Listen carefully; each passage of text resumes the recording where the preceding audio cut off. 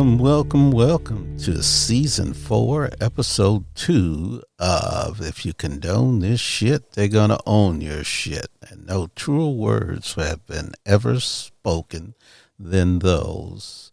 Okay, we got a lot of housekeeping to do, and there's a lot of big changes with this podcast.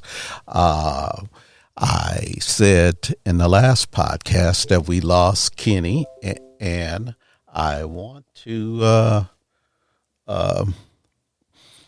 kind of explain it. Big Kenny has been, as you guys know from many of the podcasts, he has had challenges with getting employment. Now, he's a very popular guy. He's on YouTube and TikTok and stuff like that, giving out his comments and stuff like that. He's got more businesses than a one-arm paper hanger. But he has came into a stroke of luck, as it would be. He has got his old show back, Storage Wars. He'll be starring in. You guys can check him out on whatever channels those are, and he going to also be in a TV series in which he plays a judge. So Big Kenny has big things, and we wish him well. So he no longer has time to offer his input in this podcast, and so we will miss him a lot. So now with other business, the Scalawag has came into what I call a difficult situation. I have a close family member who has become sick and ill, and they need almost constant support. So I will be stepping away from the mic in the future. But what I want to do is complete this season, and the episodes may come very fast and loose because I'm going to have to do them when I have the time. So when I have a free moment, I will jump to the mic and get them done. Okay, I hope there won't be like 2 months interim, because I had to think about how to restructure the show because it was a personal discussion between me and Big Kenny. So I had to change the podcast, and I was already developing that while Kenny was, I could feel him getting more and more popular. So what I plan to do is to hold down the show for at least 18 more shows. And that will be the end of this podcast run for me, unless something divine intervention supersedes that. But as it stands now, this podcast will be going on for about a total of 20 episodes in season 4. Okay, so what does that mean to the show? Well, what I'm going to do for you is I'm going to be a curator of shows. Some of the people that I listen to and have drawn inspiration over the years and their podcasts, I'm going to play them. And, of course, they're going to have that unique comments from the Scalawag. So I will give my comments, but the show won't have me dribbling all around. And what I'll do in the show notes is give you links to these fine people that are fighting the good fight.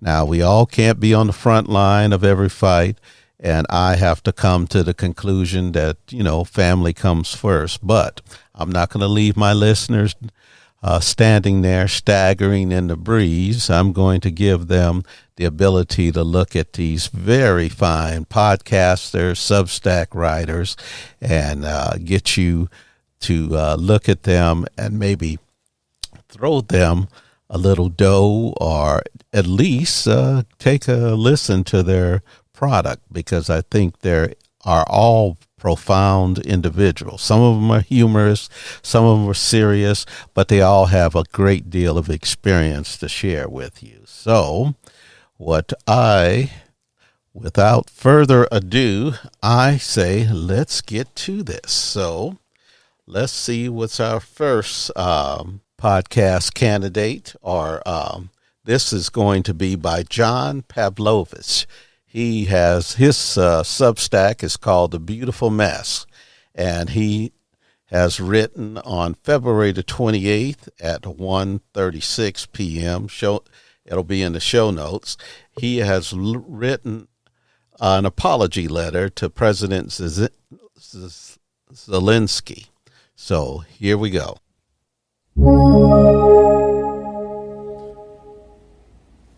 To President Zelenskyy from an Embarrassed American. By John Pavlovitz. Dear President Zelenskyy, as it is likely that our paths will never cross in person, I could not let this day go by without trying to reach you here. I come to you humbly as an American citizen who is thoroughly and completely embarrassed of our leaders. For the past decade I, like many of those who call this place home, have marveled at your courage, your resilience, and your dignity in the face of the unthinkable atrocities committed against you and your people by Vladimir Putin and his accomplices. With every passing day, my respect for you has grown as I have witnessed you lead with a humanity that has steadfastly defied the inhumanity of those assailing you.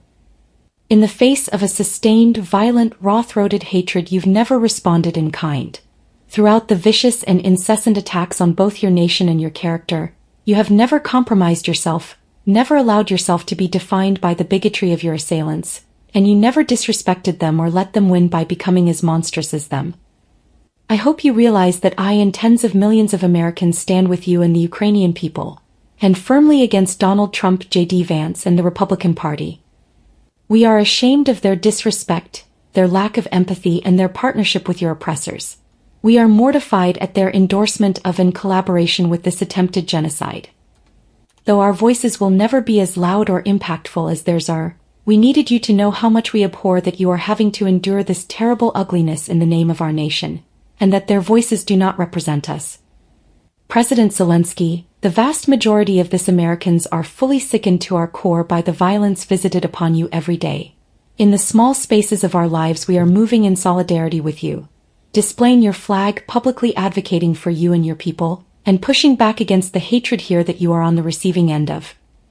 These words likely bring very little solace in the face of all that is upon your shoulders, the immeasurable suffering your people have already endured, and the unfathomable fears you all carry, but they are nonetheless words I needed to say to you. I am but one human being, just a single American, and yet I know that I represent tens of millions of similarly outraged, similarly broken-hearted, similarly grieving people here who will continue to support you with our finances, our prayers, and our voices. We know that you are a man of peace and that you are not the aggressor here. We see through the propaganda of our clearly compromised president. We condemn his cowardice, his ignorance, and repugnant disregard for you as a human being and for your great nation.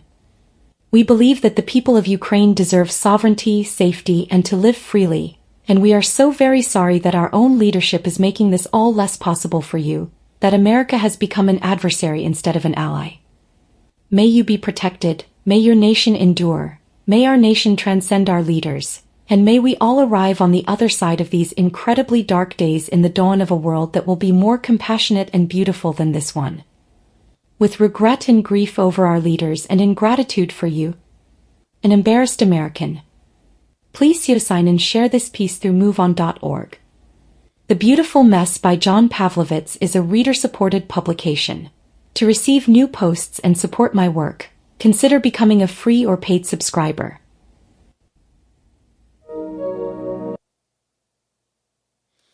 Okay. I concur with John Pavlovich. I believe what he is saying is what most sane Americans are saying. I think what Trump did in the Oval Office was a disgrace to both America and the leader, which he is supposed to be, of the free world. He set Zelenskyy up and had his little meeting in there.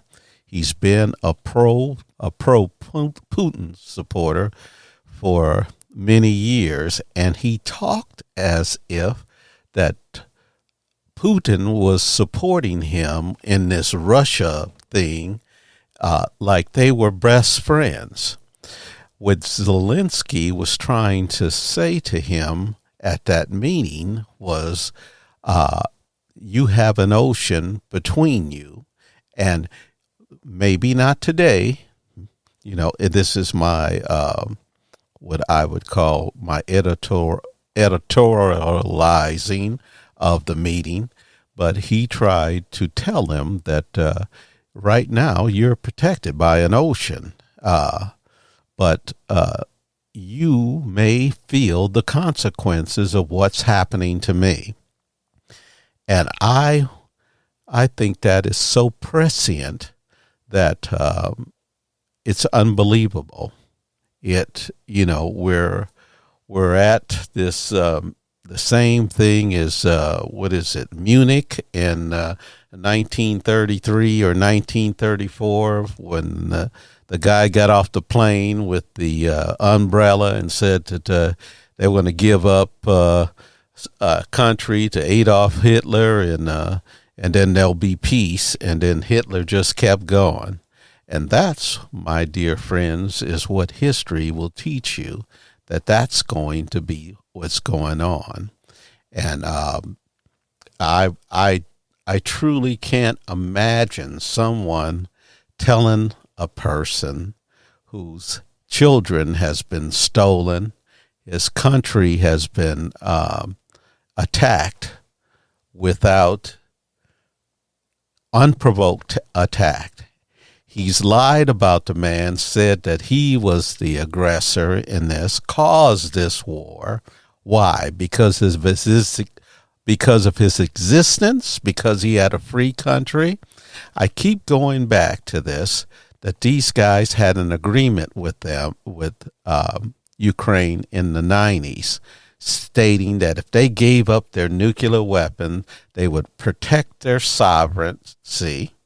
They would protect Ukraine, and Ukraine gave up their nuclear weapons. Do you or any conscious person believe that if Ukraine had 1,000 nuclear weapons in their country, that they would be under this siege at this time?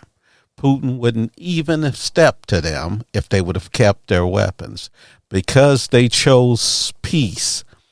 Instead of being a nuclear power, this is the situation they are in right now.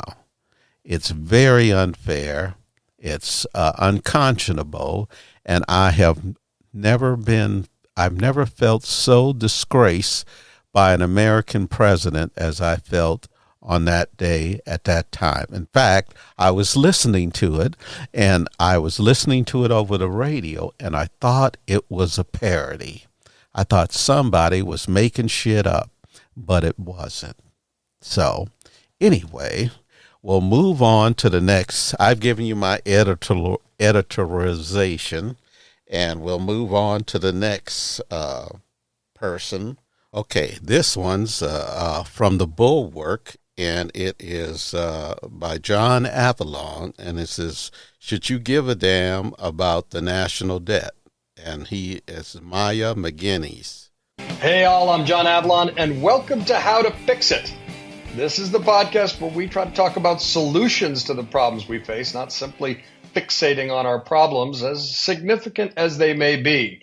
And one of the top issues that is driving our national debate right now is the question of budgets, of taxes, of spending, against the backdrop of the national deficit and debt, which continues to climb. And yet parties have used the deficit and the debt to demonize each other, but no one has exactly done a concerted job to bring it down. In fact, some people wonder if it's all just a BS red herring anyway, designed to push an agenda. So with me to talk about this and why the deficit and debt should matter to you is Maya MacGuineas. She is the president of the Committee on Responsible Federal Budget, Fix the Debt, a bipartisan leader on the issue who is thick in the negotiations on Capitol Hill. Maya, it's great to see you as always. John, it is nice to be with you. So let's just start top line. For folks who this seems abstract to, why should they give a damn about deficit and debt? Yeah, that is the right place to start because this issue is so difficult to connect with people's actual lives. And it's a lot of numbers in the trillions, which are not easy to personalize, and things that are really divorced from what one sits around and worries about every day, the cost of everything, job security, how you're paying for your kids' college, etc. And the solutions are not the ones we all like. In the end, I'll jump to the bottom line. We're going to have to raise revenues. We're going to have to reduce spending. So those are not people's favorite solutions. They don't love this issue. Here is why it matters.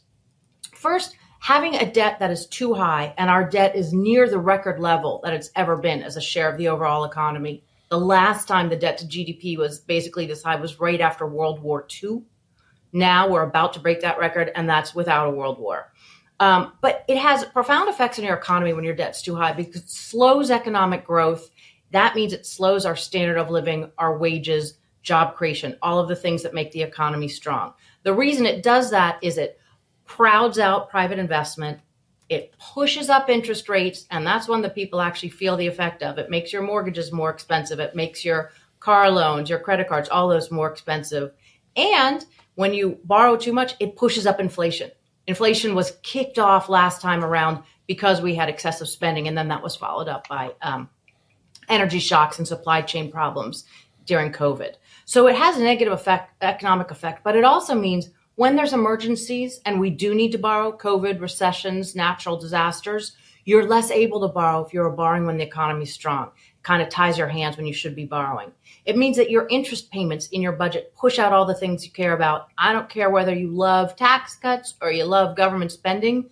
When you are spending more in interest, and interest right now is the second largest item in our federal budget. It is larger than defense. It is larger than Medicare. It is larger than all the spending from the federal government on children. That means there's less available for those other programs because interest gets the first claim on the dollars. But then I also think, John, there's new reasons to worry that have with the changing economy, but we are going through massive shifts in our economy from technological innovation, globalization, now deglobalization. You want the federal government to be able to partner with people through social contracts, strong social contracts. We need to shore up Social Security and Medicare, but we also need a new social contract for disruptions in the workplace. And we don't have the budget resources where we're even having that conversation. I think that should be really, really unnerving. The final reason, and I'll just do this one briefly, we can talk about it more if you want, but it's become a national security threat. It is now to the point where we have borrowed so much, we are dependent on lending from abroad. As the nature of warfare has changed from just boots on the ground to economic and digital, economic strength is more important than ever before, but we're vulnerable to currency manipulation, treasury auctions being affected from people dumping treasuries, all sorts of situations which make us weaker on the national security stage as well as on the economics. I want to pull out one thing you said, because a lot of Democrats look at and just establish this as fact that Republican presidents have run up the deficit and the debt despite having a reputation for fiscal responsibility, for wielding it politically. As I has often said, Republicans only seem to give a damn about the deficit and the debt when a Democrat is president. For all of Biden's spending, I mean, Trump added more to the debt the first time around, and yet now you have Doge, you've got all these conversations about massive cuts at the same time to things like Medicaid. Potentially at the same time to extend tax cuts. And this is being done somewhat in the name of fiscal responsibility. But correct me if I'm wrong, yes or no question, do tax cuts add to the deficit and the debt? Oh, that's an easy question, John. Yes, they do. Yes, they do. The storyline from Democrats is this has all come from Republican tax cuts. And if we hadn't cut all those taxes, we'd be fine fiscally. And that's a reasonably accurate story. But there's another side, which is if we hadn't done all the spending increases and have all this automatic growth in spending, which we have, we also would have been fine fiscally. The bottom line is that we have built-in growth in our budget. So we have these programs and retirement programs and healthcare that are growing faster than the overall economy. We have ways that the budget gives priority to built-in growth and spending. And we have these tax cuts that are not offset. People say they're paying for themselves. That's hogwash. They're not even coming close to paying for themselves. Both of them have contributed. If you look at the numbers, since we had budget surpluses, about roughly 1/3 of the deterioration since then is from tax cuts. 1/3 is from spending increases. 1/3 is responses to emergencies, which is when you should be borrowing.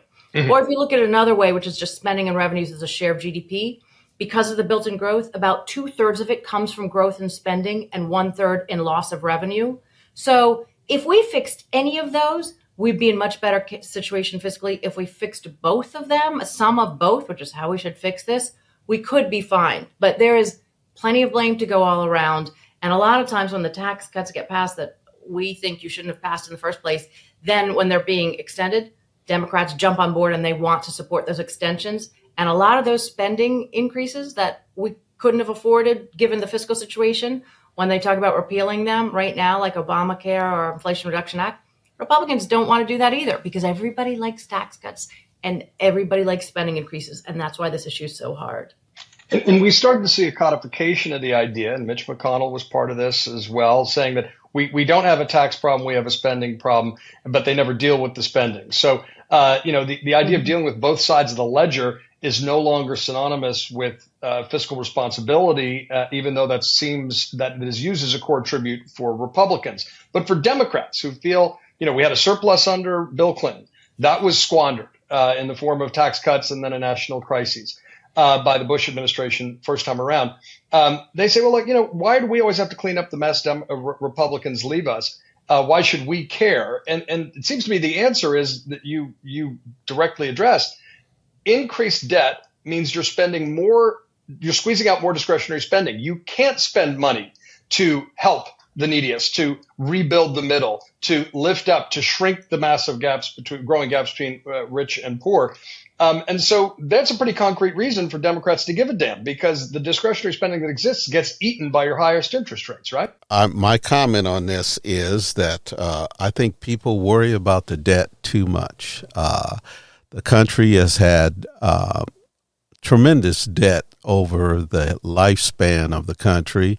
In World War II, we were in debt. In World War I, we were in debt. And the Civil War, we were in debt.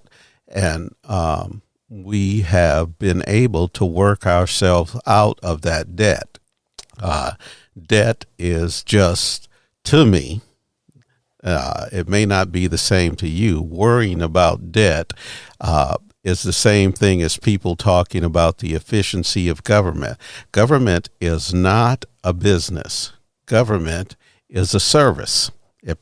When you provide a service to people, it is not a profit-making entity. You don't make profit in government. There's no profit thing. It is providing a service. It is a net loss always. If you're doing it wrong, you're doing it wrong if you're making money off of it, because what you're doing is you're hoarding money of the people. Now, you can have a certain substantial amount of money that you're having there as a rainy day fund, but if you're hoarding the money from the people, then you're cheating the people. If you're giving them something in return, then it becomes a value-added thing. So that's the kind of the misnomer that people go in and talk about. Oh, I got a budget. I got to do a budget. Well, the government's doesn't work that way. They print their own money, and they're able to borrow on the money. And the United States government is probably the most secure investment in the world. All countries, that's why China comes over there. If China had the best investment vehicle in their own currency, they wouldn't be buying United States securities to invest in, because it pays great return and is secure. They haven't forfeited on anybody. So you got to get out of that debt worry about it, because sooner or later the debt will get paid off. Okay? So I think we worry about that. The only time the debt was ever paid off was Andrew Jackson paid off the debt, and we went into one of the biggest recessions of the United States history when he paid off the debt. So if the debt made you fiscally responsible, why would that time be the worst time? Anyway. Next on our hit parade, what do we have here? This is from Zeteo, and it's a interview with Pamela Jayapal, and it's with Mani Hassan. So I think it's an important topic of the day. So here we go. Congresswoman Pramila Jayapal, former chair of the Congressional Progressive Caucus, member from Seattle, Washington, where I was at the weekend. Great city. Good to have you back, Congresswoman. It's always great to be with you. I really enjoyed this last time we did it. Yeah, it's a great opportunity, I think, for our subscribers to be able to put their questions directly to people in power.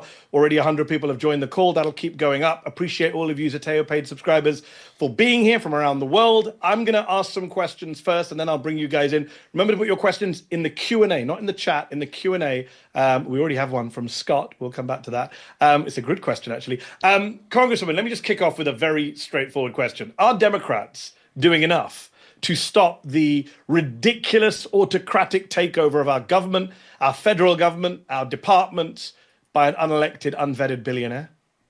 Well, I think we're doing everything we can. I think that there is, some people are more connected to their constituents and to inside-outside organizing than others. But I think the reality is we've all got to have a three-prong approach, right? We got to use every power we have within Congress. That does not include moving bills because we don't have the power of the majority to do that. But it does include really using our platforms to call out the abuses, to make sure that we're shining a light on them, to hold Republicans accountable, as we have done in every hearing in the Judiciary Committee, including birthright citizenship yesterday, the executive order on birthright citizenship. So that's our big role. Number two, we are really working closely around the lawsuits. We don't have the ability because of standing to file amicus briefs in every single one, but where we can, we're doing that, and we're coordinating with the partners who are filing lawsuits to make sure that we are really pushing on that front. But the third is maybe the most important, which is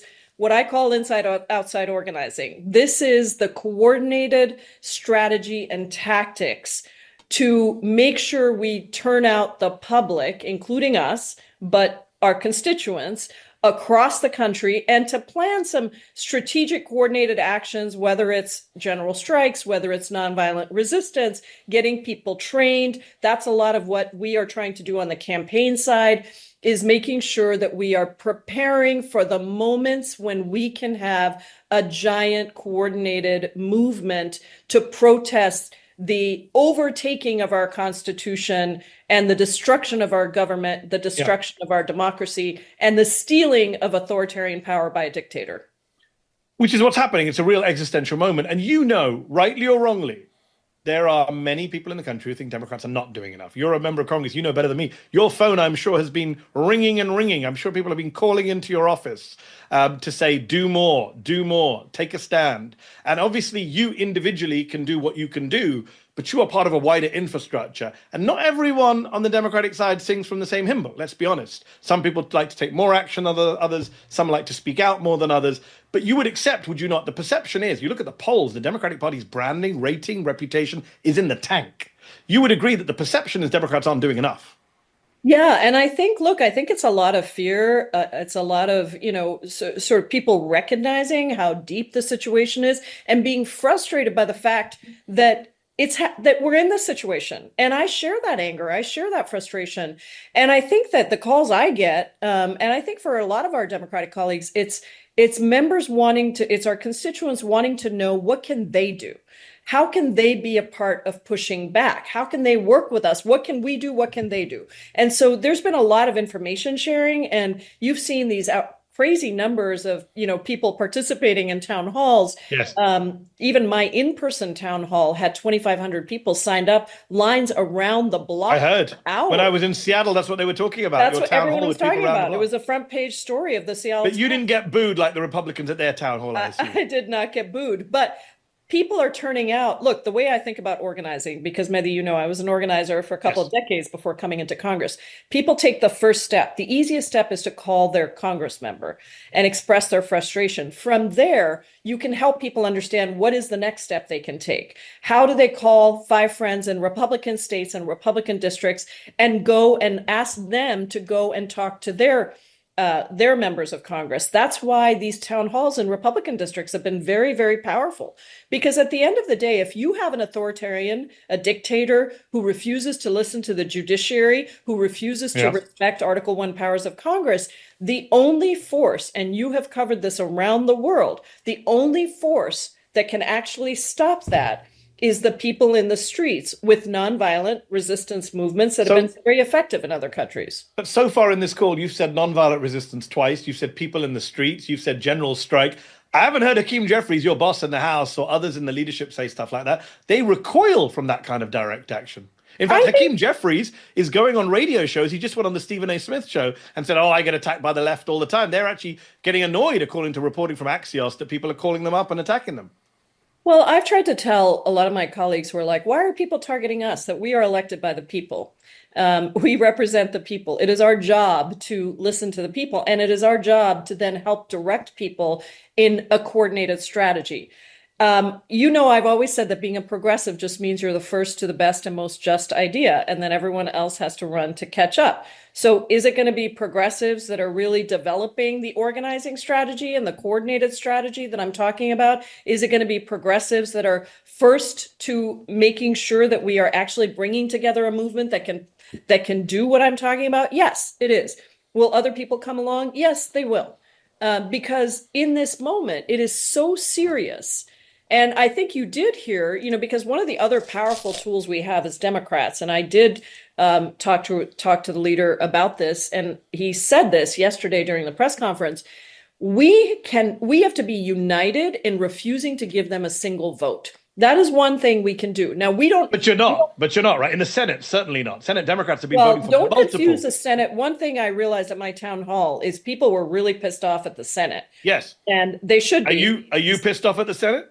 I'm frustrated because, yes, they I saw Jackie Rosen from Nevada on CNN saying, we don't have the majority. What can we do? She's voted for about 7 appointees. You know what she could do? Is take a stand against Trump appointees. I think it's the people in the streets and the people calling and the rallies of groups outside that finally got the Senate to focus, the Senate Democrats to focus on really holding together the caucus. And it's been not perfect, but it's been significantly better since all of that happened. So I hope people that are listening take away the message that you are very powerful. Yes. Your actions and what you do is very powerful for changing the course or the trajectory of what Democrats and Republicans do in the House or the Senate. But I wouldn't confuse the House and the Senate in the sense that we don't have the power of confirmation. I think a lot of people are upset. I was upset to see all. But was it a mistake then? Let's go back to the House before I take questions from our subscribers who've been waiting patiently. Was it a mistake for Hakeem Jeffries, your boss in the House, to say, we have no leverage? Number one, that's not fully true. Even if it was true, why are you saying it out loud and making yourself seem so weak and enfeebled? Well, look, I just don't believe in criticizing the leader of the Democratic Party openly. I'm going to try to. But you disagree with that view. You disagree with the view you have no leverage. I don't know that he said that, but if he said that, I would disagree with that. I think what he was trying to say, because I know we had this conversation in the caucus, the Republicans are trying to project that if the government shuts down because they can't come to a funding agreement to do all the terrible things that they want to do, slashing Medicaid, getting rid of the Department of Education, cutting air traffic control, all the things that they want to do, and they come to us for votes, that we're not going to give them votes for that. And we have to be really clear. We're not going to be complicit in that. And what they're trying to say is that if we don't do that, that we are the ones who are responsible for shutting down the government. I think what Hakeem was saying, maybe, I don't know the context of that comment, was that we don't have the power to shut down the government. When we don't control the House, the Senate, or the White House, the power to shut down the government is the Republicans and the Republicans only. We have the ability to actually control our votes, and we are not going to be complicit with giving our votes. So in that sense, maybe we don't have the leverage. We don't have the leverage to move bills forward. That is true. We can't move legislation. So on certain, but there are many things that you can do, and you've suggested some of them. I do also want to talk about Gaza before we wrap up today at 6:30. We've got another half an hour with you, Congresswoman. Appreciate your time. We've got about 200 people in the call waiting, a bunch of questions. I'm not going to be able to get through all of them, but let's try. Scott Scowcroft, who is a West Seattle voter, says, do the Democrats have or plan to create their own version of Project 2025? If not, why not? Great question. Okay. Well, that was the end of that. They give you a little snippet. You can go to the website. I'm going to put a link in the show note. But I really liked what Pamela Jayapal was saying. She was saying, just don't take the shit down. I mean, don't take this shit laying down. She's talking about not giving these people a vote. And the Senate has been, as she said, and I think she said, they're complicit in helping Trump get his people in his cabinet and thinking that they're going to be under this collegiality that the Senate has. That's how Marco Rubio got 90-something votes in order to be Secretary of State. And you saw what he did on Friday with Zelenskyy. So you can't normalize this bullshit that's going around. They got to think outside the box, because Trump is not playing the same game as them. He's not doing anything lawful. He's doing everything unlawful. He's capturing government services.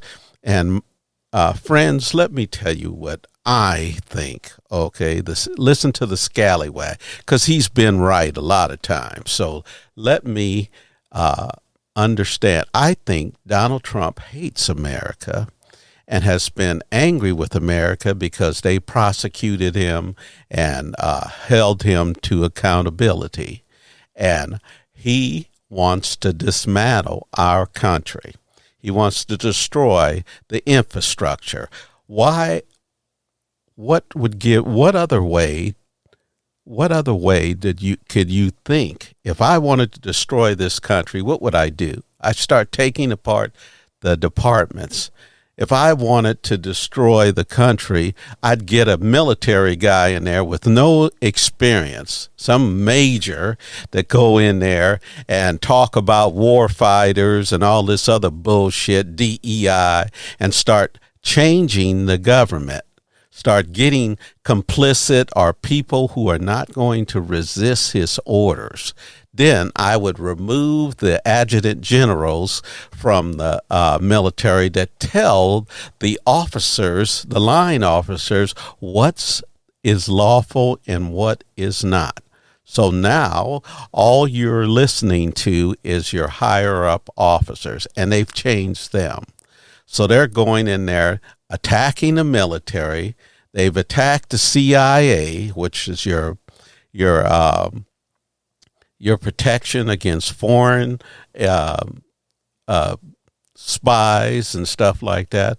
They're attacking the FBI agents. I'm not a fan of the FBI. Let me tell you, I'm not a fan of the FBI. You know, I think the FBI has been and previous years a corrupt organization. They targeted Martin Luther King. They played dirty tricks on people. They set up kill squads on certain people.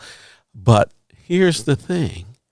They have evolved over the years and become a decent organization. Okay. But their history is one of steadfast corruption. J. Edgar Hoover kept files on all the political people, and he could blackmail them. And that's why he stayed in office so long. The FBI is not pristine and clean, but they are all we have. They're the National Police Department, and if you cut out half the agents because of some bullshit, looking for people who was fighting against or prosecuting the January 6 people, the 1,000 people that everyone in the country saw what they did, And only the cultists see something different. I saw people committing sedition. I saw people fucking rummaging the Capitol, destroying the Capitol. I saw those things. Those things exist in real time. So whatever bullshit story one of your friends want to tell you, the way you shut them down is just walk away from them. Don't entertain them. But the fact of the matter is, even if I despise those FBI agents, they didn't deserve to lose their job because they were just doing their job. When they're ordered to investigate a certain thing, they do that job, okay? Do they deserve to lose their pension, their livelihood, because they were doing what they were assigned to do? They get a case. They don't get a chance to sit up there and say, well, I don't like to do that. Well, you try to do that in a fucking government job. I work for the government, and I'm telling you, if you go tell your fucking boss that, hey, I don't want to do it, you'll be looking for another job, okay? So they're in a catch-22. So if you're thinking that this is not an assault on our democracy, then you, sir or madam, are sadly mistaken, and you will find out soon. It's just like Zelenskyy said. He said, the other thing is he's dismantling all our allies. So why would you do that? Why would you take away the protective shield of Europe? All these countries in Europe have for 80 years been in a compact with the United States of America. You attack one, attack on one is attack on all. And they never used it in those 80 years except to defend us on 9/11. That's the only people they've ever used it on. All the other NATO forces have never been used to help a NATO country except to help the United States.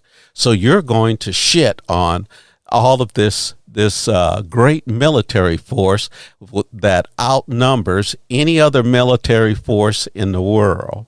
So you're going to turn around and say, well, I like to be with Russia. I think what Putin is saying is a good thing. Well, ask yourself why. Ask yourself, what's the benefit of Russia to the United States of America? Russia is nothing but an oil station.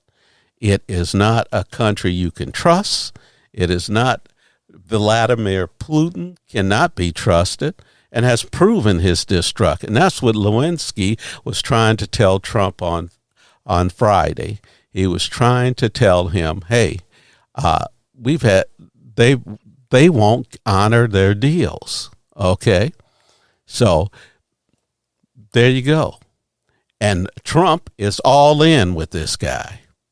So you need to ask yourself the sobering question, whose side is he on? Is he on the side of America, or is he on his own side?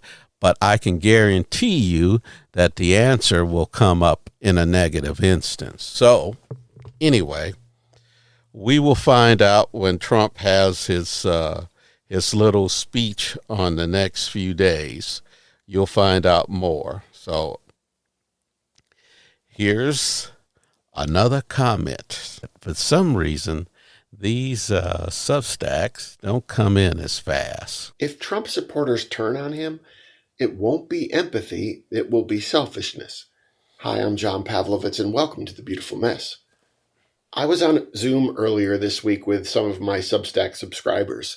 We were processing our own miniature State of the Union, which at the time we deemed somewhere between sky is falling and Armageddon. This was before Trump and J.D. Vance humiliated themselves by going full Russian asset Putin apologist while publicly berating Ukrainian President Vladimir Zelenskyy. Our conversation, which as you can imagine was decidedly nihilistic, turned toward the suggested bright spot found in the prospect of some Trump supporters finally being roused from the 10-year stupor of their cultic adoration enough to see with lucid assessment that they have tethered themselves to a monster. Some suggested with tentative optimism that after a confounding, infuriating decade, they might put aside their fierce tribalism and join the rest of the reasonable people in opposing this rapidly unfolding coup. Now, at first, I co-signed such possibility as a sign of hope, but quickly realized that was misplaced optimism. That's probably not what we're going to see at all. The fact of the matter is, with very few exceptions, people who voted for Trump in November, many for the third time, and who do begin to come around enough to move them to action, will not have had their humanity awakened watching his and his administration's illegal weaponizing of ICE against immigrants, both documented and undocumented. They will not have tapped into heretofore unaccessed reservoirs of compassion for LGBTQ people facing unlawful and unprovoked legislative and personal attacks by his surrogates in Congress, school board meetings, and the streets. They will not have had some kind of miraculous road to Emmaus spiritual awakening, realizing how many ways Trump has already violated the poor, withheld food from the hungry, visited injury on already suffering people, or urinated on the teachings of Jesus. And they will not be overtaken by some newfound responsibility as global citizens and feel a sudden rush of affinity for the persecuted people of Ukraine or Gaza. No, the only thing that will turn out to bring any kind of oppositional response to Trump by Trump supporters is when the pain becomes personal. As they abruptly lose their jobs and see their companies move overseas, watch their 401ks evaporate, reckon themselves with the skyrocketing grocery prices, find their own voices silenced, see their healthcare options dissolve, then and only then will they become the resistance. But it will not be born out of true contrition for their damaging alliances or genuine regret for being complicit in empowering a fascist, or a sincere desire to partner with the disparate humanity already united in saving our republic because we realize our interdependence. When MAGA Americans finally realize that they too are victims of the criminality and predation they initially hoped would only be for those despised others, the immigrant, the gay, the brown, the black, the woke, the blue staters, then it will be a bridge too far.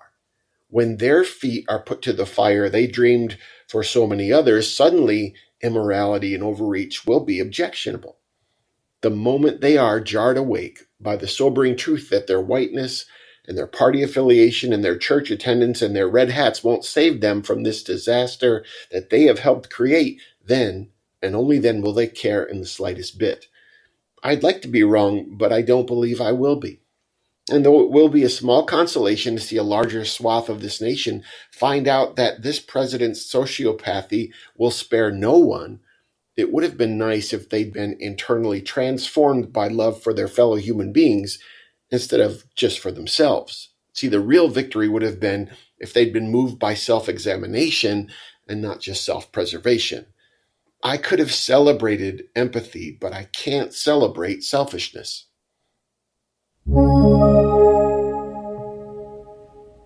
Yes, I agree with John Pavlovich. They won't change until it hits them because they are of the small minority, maybe a majority, maybe 50% of the people that don't give a fuck about nobody but their fucking self. All they care about is what's in it for me. They don't know anything about community. The only thing they care about is hurting someone else and getting glee from someone else's pain. And when the pain comes home to roost, they will change their tune. It's just like, here's the deal. Trump was president and 250 extra Americans died in COVID. And the people came to their senses for a little while. But then they were awash in commercials and money, and poor Biden was old, and everything, the whole fucking world didn't change in 4 years, and shit wasn't as great, and they wasn't making money hand over fist, so they decided to fuck us all. So they got back on the Trump train, and their memory is at the span of a fucking goldfish going around in a bowl. They didn't remember none of the bad shit he did. He's doing the same shit as he did last time. He took us out of the World Health Organization, so we don't coordinate with the other countries in the world when they have outbreaks of communicable disease. We don't have the USAID, who's going around the world and getting into places and using prevention to stop outbreaks. The CDC is not going around the world with their response team to catch the bad shit in the country it's in, and he doesn't give a fuck. He's got Robert Kennedy Jr., the anti-vaxxer, in charge of everything, thinking, oh, well, we don't need any vaccine. We need to have a moratorium on vaccines for a number of years, or vaccines are the enemy. When, if you talk to a person, I have friends that are polio survivors, and they wish that their parents would have been able to give them that polio drug before they caught polio, and have to live their whole life with the disabilities of polio. And even, let me tell you, I think Mitch McConnell is a low-life scumbag motherfucker, but even he voted against Robert Kennedy Jr. because he knew, being a polio survivor, the importance of vaccination and of vaccines. Anyway, but we're doomed to repeat history, and the history we repeat, it's going to be so much darker than what we saw before in the last Trump administration. It's going to be grab your ass cheek and bend over, because you're not going to be able to get out of this one as easily as you got out of the last one. It's going to be a paradigm shift of America, and if we survive it, maybe, just maybe, you will come to the realization that your hate for your fellow man is just like revenge. You know what they say about revenge? Dig two graves, one for your enemy and one for yourself. And hate is the same way. If you are motivated by the pain of others, saying, oh, well, they're going to get the immigrants, they're going to get the black people, they're going to get DEI, so people, all the white people will get all the jobs. Remember the grave you digged, America, because that's going to be, if you survive it, it's going to be on your tombstone. So let's get to the next one, and this will probably be our last one. I'm going to try to get 2 podcasts out this week because, I have been behind. So this is Philip's newsletter, and it's the weekend update, number 122, and it's on Substack. Trump opens his mouth and Putin comes out. So let's hear what they say.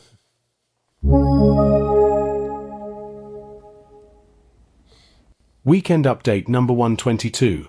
Trump opens his mouth and Putin comes out. Also, the Ukrainian military is in better shape than reported. European immediate reaction still mixed. By Phillips P. O'Brien. Hello all. In some ways something completely expected, or something that should have been completely expected, happened this week and everyone acted shocked. Donald Trump revealed that he was entirely in lockstep with Vladimir Putin during his Oval Office meeting with Ukrainian President Zelenskyy. Trump shared Putin's thoughts, spoke Putin's words, made Putin's clumsy threats, all as if Putin were speaking from him. It was in some ways the most predictable thing in the world. The more shocking thing was that people seemed shocked. Phillips's newsletter is a reader-supported publication. To receive new posts and support my work, consider becoming a free or paid subscriber. This update will concentrate on just how Trump was speaking Putin's words, to make it, I hope, finally clear just how completely the US president is aligned with the Russian dictator. It will show that he speaks those words even when the situation in the war itself shows that they are deeply compromised. It will also provide the final possible test for Europe to move forward and look after itself. If people start talking about trying to change Trump's mind to make Zelenskyy try to patch up his relationship with Trump, it is a sign that they have no idea of the real state of play. Trump opens his mouth and Putin comes out. Trump's backers like to claim that he is a shrewd and tough negotiator. Art of the deal, New York City property developer stuff. They have used this excuse to explain away his pre-negotiations concessions to Putin. They were supposedly some brilliant step to try and ease the way to a deal. However, what we say in the Oval Office was Trump actually not negotiating with Zelenskyy, but actually speaking Putin's case with Putin's outlook. Moreover, Trump got upset when Zelenskyy refused to agree with his Putin-aligned arguments, as if he was offended that anyone might not side with him and Vladimir. I put together this free piece yesterday which has the whole video of the encounter and a transcript of the key remarks. I will only show a few examples here, but you can read everything in this post, which is free for all. If you go into the transcript a little more closely, you will see just how Trump identifies with Putin and shares his worldview. Indeed, the Trump-Putin agreement has three main elements. First, what is the key point that Trump stresses over and over? That Ukraine is weak, Ukraine is losing the war, or in his mind-numbingly stupid phrase, that Ukraine has no cards. It is remarkable how obsessive Trump is about this. Just some examples. Trump, you right now are not in a very good position. You've allowed yourself to be in a very bad position. You don't have the cards right now. With us, you start having the cards.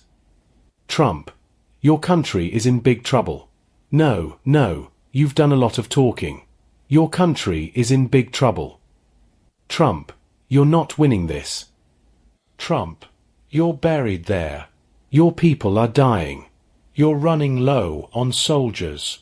No, listen. And then you tell us, I don't want a ceasefire. I don't want a ceasefire. I want to go and I want this. Trump has adopted the Russian talking point that Ukraine is on the ropes and can't win.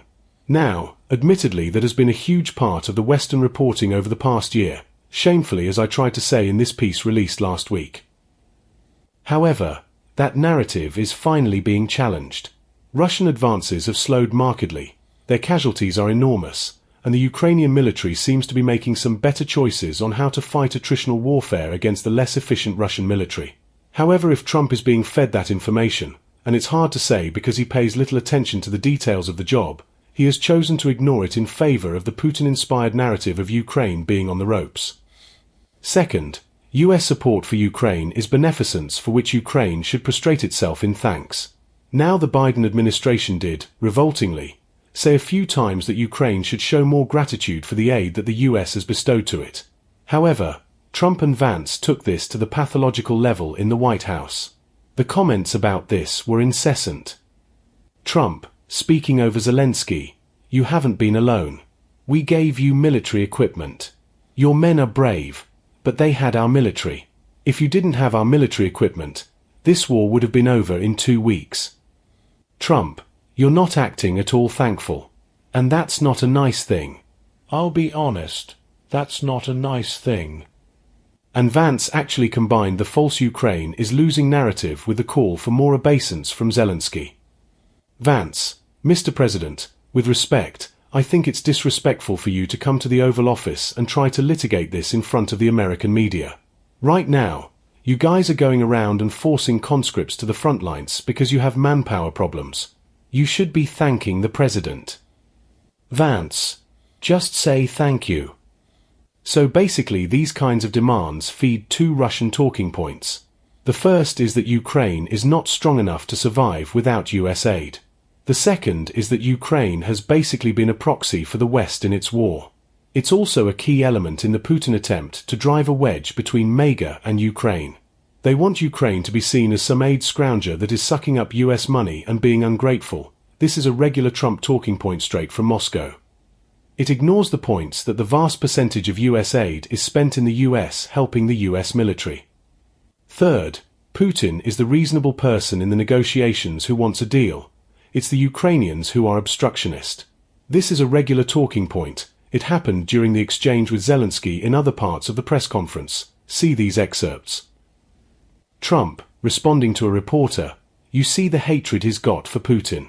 It's very tough for me to make a deal with that kind of hate. He's got tremendous hatred. And I understand that. But I can tell you the other side isn't exactly in love with him either." Vice President J.D. Vance, "I will respond to this. So look, for 4 years in the United States of America, we had a president who stood up at press conferences and talked tough about Vladimir Putin. And then Putin invaded Ukraine and destroyed a significant chunk of the country.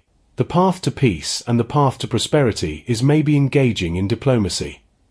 So in a very short period of time, just a few minutes, the US president and vice president basically rained down a litany of deliberately dishonest Putin talking points on Zelenskyy to try and bully the Ukrainian into doing something Zelenskyy clearly did not. They were not negotiating, they were litigating for Putin. One final thing, we'll write more about this later.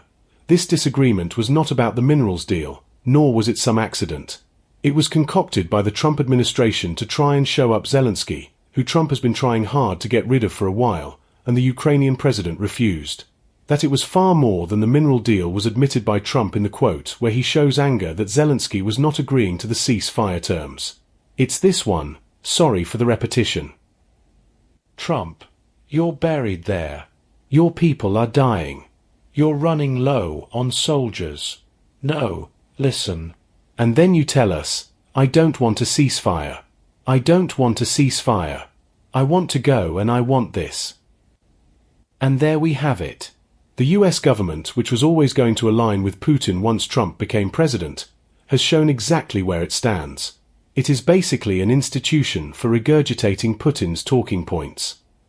Can people please, stop trying to force Ukraine to somehow try to work things out with Trump? He wishes ill on Ukraine and will do everything he can to help Putin. Please face facts. The Ukrainian military is in better shape than reported. Mykola Bielieskov and I do discuss this in more detail in the podcast, so instead of simply repeating that, I thought I would refer to one situation to show just how the situation is far better today than the analytical community and press was assuming in early 2024. This is the situation at Chasiv Yar. Chasiv Yar reveals the terrible hypocrisy in war reporting and analysis that we have seen. Here was the reporting in the spring of 2024. Chasiv Yar was strategically important and on the verge of being captured by Russia, which would be a Ukrainian disaster. The following Washington Post story was prophesying doom. Putin is riding high after a March election decried by Western governments as flawed that delivered him at least 6 more years in power and the battlefield advances in Ukraine. And he is brimming with confidence ahead of his inauguration on Tuesday and the Victory Day parade 2 days after. With Ukraine still hampered by weapons and personnel shortages, Russian forces are besieging the strategically important town of Chasiv Yar, an elevated location that could open the way to further advances. Well, guess what? Here we are 9 months later, and Ukraine still controls a great deal of Chasiv Yar, and of course the media is strangely silent about the town. Here was the map on the day that story was published in May 2024. Since then Russian forces have advanced fewer than 3 miles, again at massive cost. Here is the map today, and I put a ruler from Chasiv Yar to Bakhmut, from which the Ukrainians withdrew in March 2023. In 2 years, the Russians have advanced fewer than 10 miles in this front. That the Ukrainians have held here well and exacted such a toll on the Russians is an indication that they are in better shape than certainly Trump and Vance are saying in the media let on in 2024. Are they in great shape? No. They need weapons and support.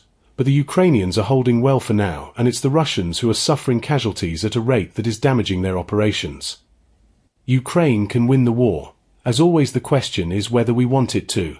Sadly, in this case Europe without the USA is the only we in town. Europe responds to the Trump ambush. Up until the moment that Trump and Vance tried to humiliate Zelenskyy in the Oval Office, much of the general European narrative was about how best to find a way to work with Trump to support Ukraine, to build bridges, as it was said. This has always been a delusion, though cleverly Trump or Putin always gave it enough false hope to lead Europeans down the garden path enough into thinking it was possible. With the dressing down in the White House, however, you would hope the most optimistic voices about working with Trump will come to their senses. So far, it's too early to say. I was not entirely pleased with UK Prime Minister Starmer's phrase yesterday that the UK will stick with Ukraine for as long as it may take. Not only is this an eerie echo of the already deeply discredited Biden administration policy of supporting Ukraine as long as it takes, the Starmer position crucially does not define it. It's still too mealy-mouthed. Of course, it was better than NATO Secretary-General Mark Rutte and former Dutch PM, who spoke about Zelenskyy needing to try and restore his relationship with Trump. It's a terrible choice of words. Now, I know that as NATO SG, he has different perspectives, but to put the onus on Zelenskyy gets this completely wrong. Trump is a stand-in for Putin, and Rutte would sound ridiculous asking Zelenskyy to restore his relationship with the Russian dictator. We can only hope it won't be repeated. Now there are other positive signs from those who understand the stakes involved. On February 28th, EU Foreign Affairs head Kodja Corliss made the obvious yet hopefully stinging point for Americans, that Europe needs a new leader of the free world as Trump is clearly not that. Note, I wonder if Corliss reads this Substack as I made that point on February 21st, and meant every word of it. So we are getting mixed signs. In the end, I have a hunch that much will be determined by what the new German government does. If Friedrich Merz can be as good as his rhetoric, Europe might actually come together in a coherent way. If not, Europe will fail and go out with a whimper, not a bang. Have a good rest of the weekend, everyone. Phillips's newsletter is a reader-supported publication. To receive new posts and support my work, consider becoming a free or paid subscriber.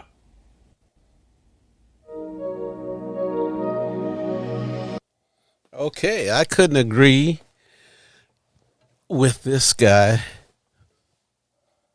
more. What he has just kind of put in a nutshell is that you can't trust Trump because he's a Putin puppet, and he is going to work for the benefit of Russia at every turn.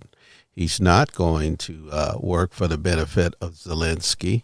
He hates Zelenskyy because he got him impeached because of the bullshit that he was trying to create, that investigation into Biden for that Burisma oil company for his son Hunter, you know. So here's the thing. I think you need to put yourself in a position of empathy, because Zelenskyy's country got invaded by its neighbor. Okay, when they look, as I said, they look in the past and say how crazy they was to believe Russia and the United States when they had nuclear weapons and they could have went into being a nuclear power, but they let it go for the guarantees that they would protect their sovereignty. And look, Russia invaded them, and the United States backed them for a few years, and now they're abandoning them. So, note to other countries, don't give up your fucking nukes, because you can't depend on any of these people, okay? So, but his country was invaded. They've stolen the children of his country, more than 20,000 of his children. They've killed his people. They bomb hospitals. They bomb civilian areas. They hit apartments.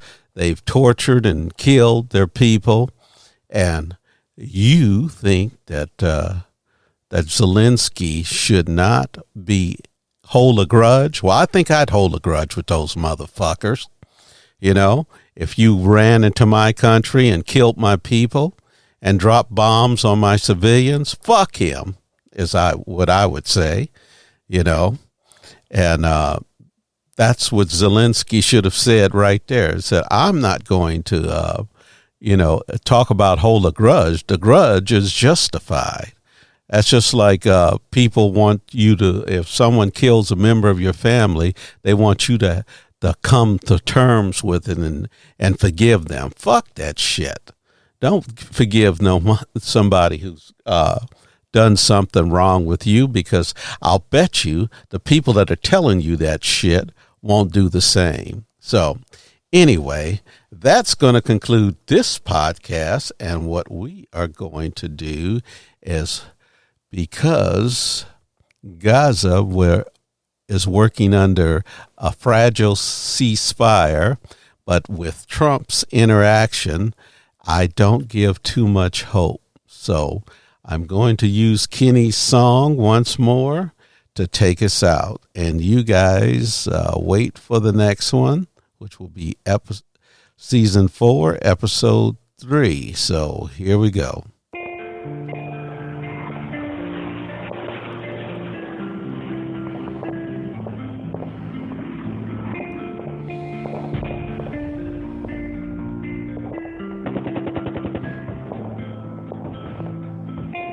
The world is spinning out of control, a never-ending cycle of blood and soul. Families torn apart, children left alone, as they march to the battlefield with hearts of stone. Why are they killing everyone? Is it worth the damage done? Our tears fall like the rain as we watch them die in vain.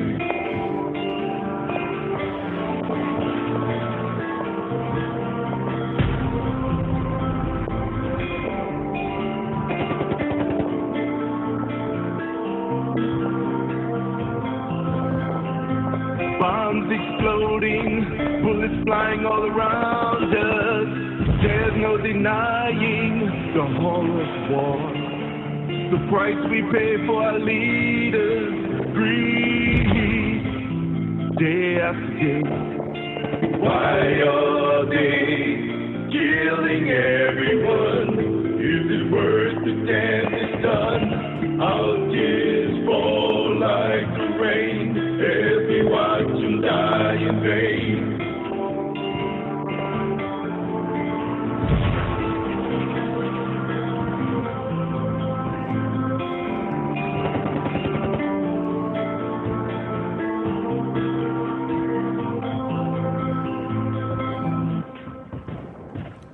Okay, thanks for listening, and the Scalawag is out.